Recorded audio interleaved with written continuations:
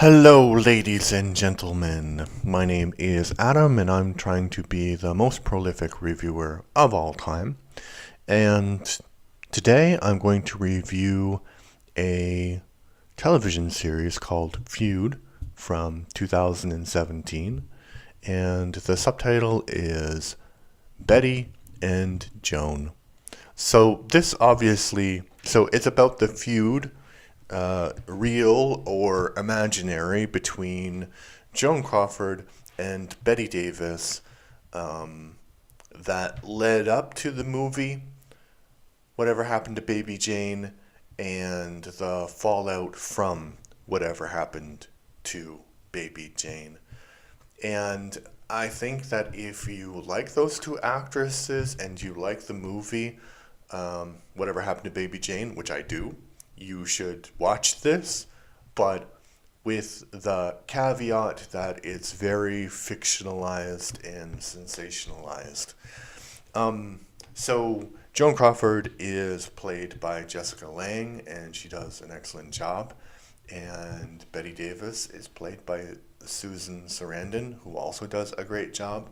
And it's interesting that they picked those two actresses because I think that they used to be A-list actresses. They weren't quite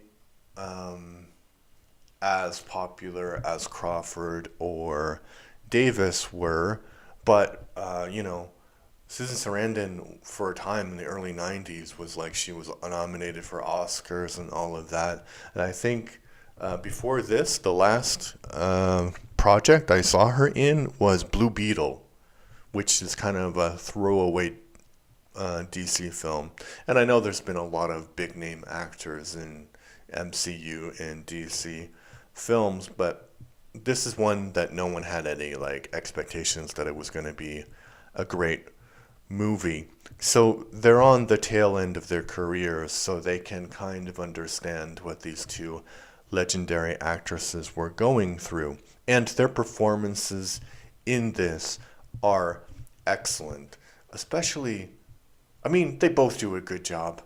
Because it's weird because Betty Davis performances, they're criticized for being maybe a bit more over the top than somebody like Joan Crawford. But in this, Joan Crawford is definitely way over the top than Betty Davis is. Although Betty Davis does do a few interesting things.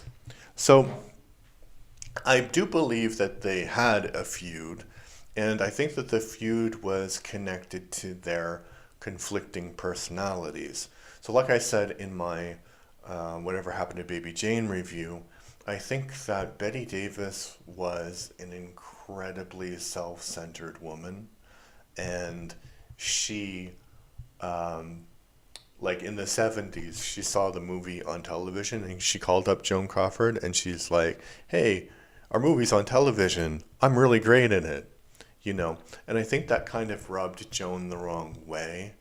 She just wanted to be credited for her work in the film, which I believe is actually better than Betty Davis's in this film. And I do believe that they should have both been nominated for Best Actress because they both do a really great job. And then it should have just been personal preference who you chose.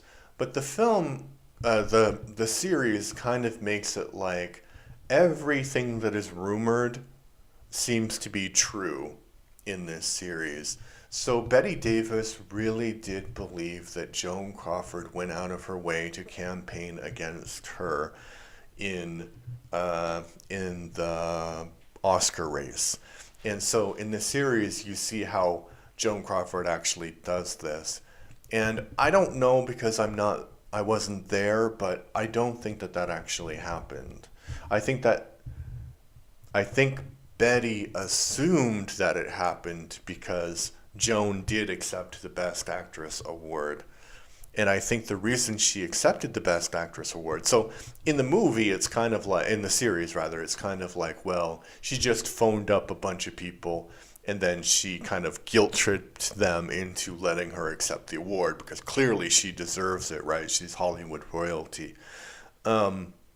But I think like she got irritated about how Betty was promoting the film without much reference to her. And so she was also irritated by the fact that she wasn't nominated. So this was the thing that she was going to do, get revenge. But because she did that, because she accepted the award, that's when the feud started in Betty's mind, right? So the feud started in Joan's mind when she didn't get any credit for acting in this film. So yeah, I think that, as I said, large parts of this are actually fictionalized, but it doesn't make it any less enjoyable. It's really, really enjoyable. There's a scene where Joan Crawford and Jack Warner are in his office, or he comes to her because she's under contract and she needs to promote the movie and she's not promoting the movie. And she goes through this whole speech like, you never treated me with respect. I've been working for you for so long. I've been such a successful actress and everybody talks about her and they don't talk about me. And then finally she says, do you think she's a better actress?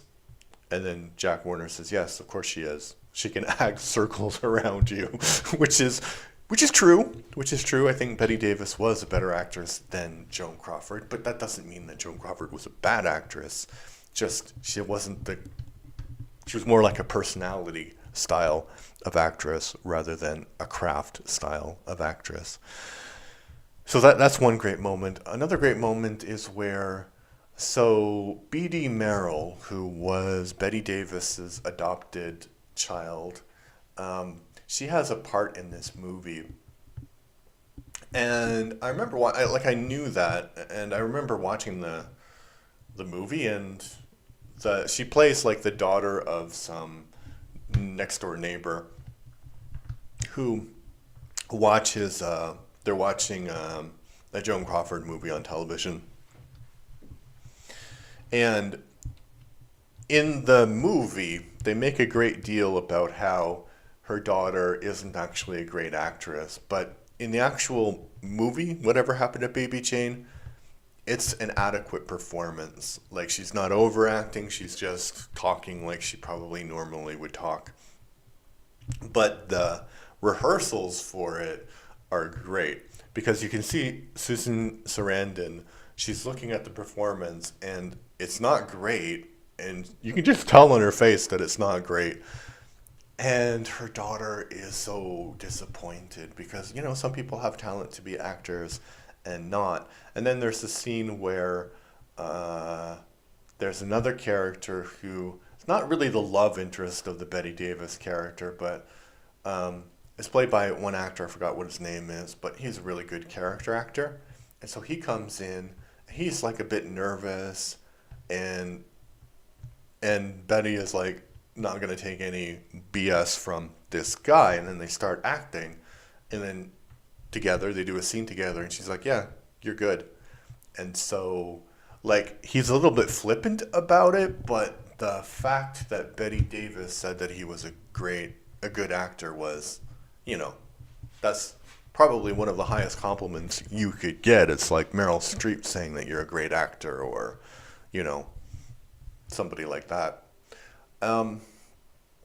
So there are good moments in it, and it is enjoyable, but as I said several times, it's fiction. The one part that I don't like at all about this is that it takes these two women who survived in Hollywood from, Bette Davis's career started in the early 30s, and Joan Crawford's career started a little bit earlier than that. So they had been in Hollywood for this point for 30 years, right? Or longer in Joan Crawford's case. And it makes them so incredibly naive to the gossip industry. And I think they knew that if this production got attention, then people would go see the movie. So I think that they were quite aware that the studio would be feeding, gossip columnists stories, so people would be talking about the movie.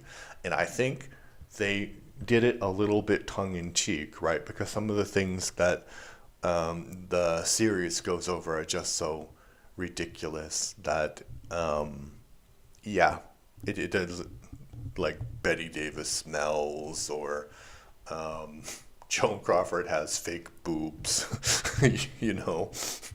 Um, so I think, yeah, and in the series, they're treated, and Alfred Molina plays the director of the movie, which he does a good job, but they're they're portrayed as being idiots who don't know that this is happening, and they would quite know what was happening. And this this this gossip columnist feud is shown to be the thing that starts the feud between Joan and Betty. And it's not about that at all. It's about how, as I said, about how Betty did not think about Joan when promoting the movie and talking about the movie. And it's how about how Joan did something that was very politically inastute and accepted an award that led Betty to think that there was some sort of conspiracy against her in Hollywood, which was being led by Joan Crawford. It doesn't have anything to do with the gossiping during the production, because that was marketing, right? And they would have been well aware of it. Like Betty Davis, she felt she wasn't getting good roles in the beginning of her career, so she went to London and she tried to get out of her contract. She sued in London, and then she lost the case, so she had to come back.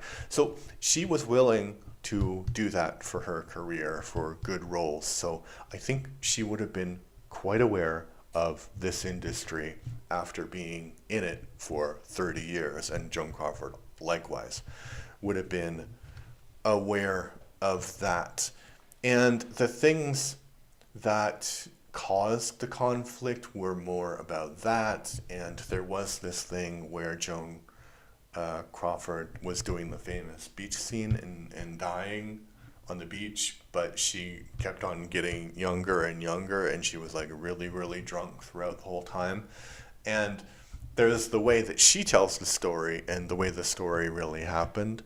So even if that didn't quite happen like that, like if she wasn't telling the gossip columnist that story, I think that it's an interesting way of showing what kind of person Joan Crawford was when she was acting, you know. And I think that what else can I say about it? Yeah, it just makes me want to watch other performances of theirs, like Straight Jacket, and there's this sort of thing that's hinted at. And I think that people who kind of grew up in the early 80s and who were adults would be quite aware of Joan Crawford, not because of her career, but what happened after her career. One of her daughters, wrote a memoir called Mummy Dearest, and in it she just writes about the abuse that Joan Crawford inflicted on her.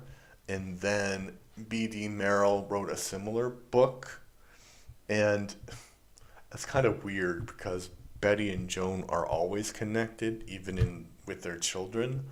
And so in the series, the abuse that Joan Crawford handed out to her children is never directly shown, but it's heavily implied, and she says that she is like a disciplinarian.